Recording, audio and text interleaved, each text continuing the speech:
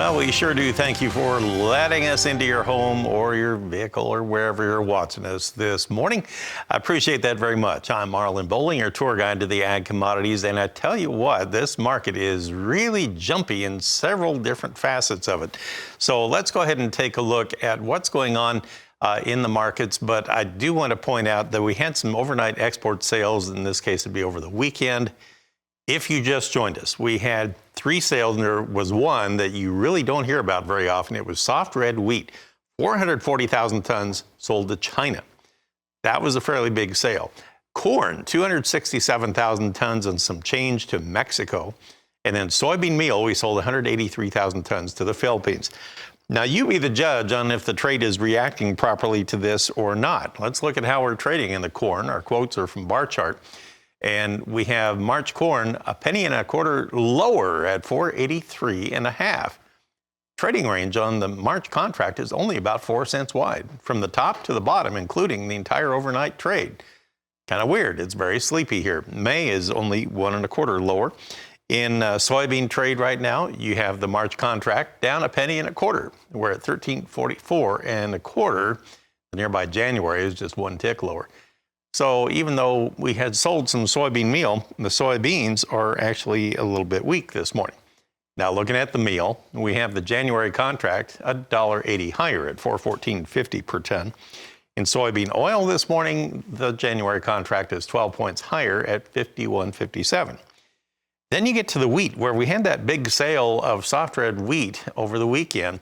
The March Chicago wheat would be 9.5 higher now at 612.25.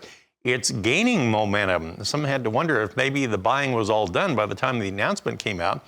But nay, they're adding to the buying here this morning. And now we're within about 3 cents of our high of the day at this point. Now in Kansas City, it was dragging the floor there earlier. It was actually lower overnight, and now March is coming back. It's 5 1/4 higher now at 652. So it has decided to ride along on the coattails of Chicago wheat. And now we're at the high of the day, basically, and we're about a dime off of our earlier low. Okay, shifting gears, going to Minneapolis wheat, spring wheat. March is down to at 728.25. When we came in this morning at the end of the Globex market, it was down about 7 cents. So it's coming back somewhat too, even though we're down a couple of pennies. On the March cotton this morning, we are now trading 59 points higher. It's back up above 80 cents. It dipped down below it last half hour. Now we're at 80.01 per pound at the moment.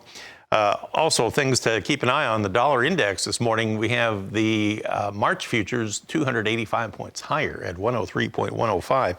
The crude oil market, crude oil kind of taking it on the chin this morning. In January, West Texas crude now down 42 at 73.65. However, when I came walking in the studio, it was over $1 lower. So that's how jumpy it is. And now it's only 37 lower. Maybe I should just leave it here. Anyway, I want to bring in Chris Swift here to join us. He is on set with me. He's with Swift Trading in Nashville.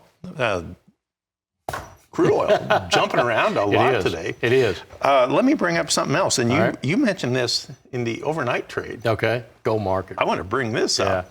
Look at the gold market. What happened to the gold? Explain this one, Chris. We're currently, do you go by January? February. February gold. So we'll look at February. $20.70 lower at $20.69. But look at the high.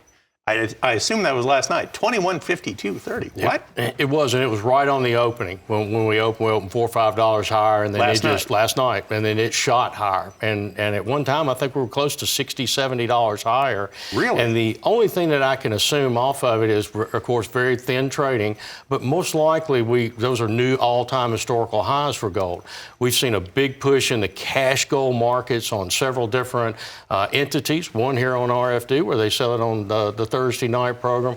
We even saw Costco offering gold ingots. So that Bitcoin, although I'm not a fan or proponent of Bitcoin in any way, it's higher as well too. And when we start to see markets like this move that are not moving under inflationary aspects, we have to believe more than likely they're moving under some kind of political aspect to try to store wealth in a different manner.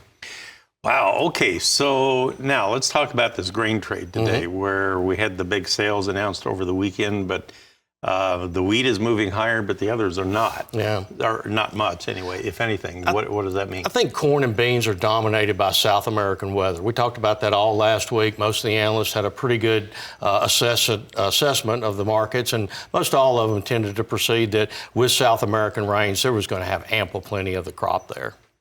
All right. Well, I'll tell you what, we'll take a break right here. And of all the markets making big moves, some of the biggest were in the livestock trade on the open this morning. We'll take a look at them when we come back. Okay, now we're back with you, and we're talking with Chris Swift of Swift Trading. He is based here in Nashville, and now we're going to change our focus over to the livestock trade. I'm going to make you do it. I'm going to make you talk about them. Okay. And I'm going to make you look at these prices. Okay. All right. So look at the monitor here, Chris. All right. And here we go. On live cattle, our quotes provided by Bar Chart show February this morning down $1.75 at 167.37. You filled in for me last Friday, and you could not hold this market up, so I'm going to call this your fault. Okay, all right. April live cattle are down 172 at 169.90. And then if you look at the feeder cattle market, I believe feeders were over $5 lower Friday on the close. This morning, the March contract is down $3.90 at 213.32. If you look at the nearby January, it's down $4.12. I mean, everything is at least $3.60 to the downside. What is happening here? I think there is the realization that the agenda has got a toehold now. That agenda is probably not going to be let up anytime soon, and that is growing cattle bigger. We had all-time new high carcass weights last week. That's going to continue. I'm hearing of people implanting 1,500 pound cattle, grow them even bigger. We know that the rail system at the packing places are all capable of handling large carcasses. We're going to probably continue to import more meat. We saw that our exports were awful last week. We're more likely going to continue with this dairy beef cross more, and the agenda is we're going to grow more beef out of fewer cattle. But can that be profitable? Put that much weight on them like that? Well, we sell them by the pound, so it depends on what the cost of gain is, and we've got relatively inexpensive cost of gain now. The price of corn's under $5 a bushel. We had exceptional hay production last year or this year in some of the areas where we feed cattle. So I think that our feed costs, our input costs have gone down quite a bit. But yet still, it's very egregious. It really is. You can't buy the feeder cattle at 225 where the feeder cattle index is now and then project it out to the fat market somewhere in March or April and begin to make a profit off of it. So there's still quite a bit of an adjustment that needs to be done. Either feeder cattle prices have to drop a lot lower or fat cattle prices have to go up, one of the two. I saw you doing some calculating before we came on the air, and it's still way up there for the break-even. It was in the red for and we know we have alternative bucks? marketing agreements. We know we have we can grow them on the gain there. We know we can sell them on the rail. But all of those still, if you just don't have the price, then the margin is just not there.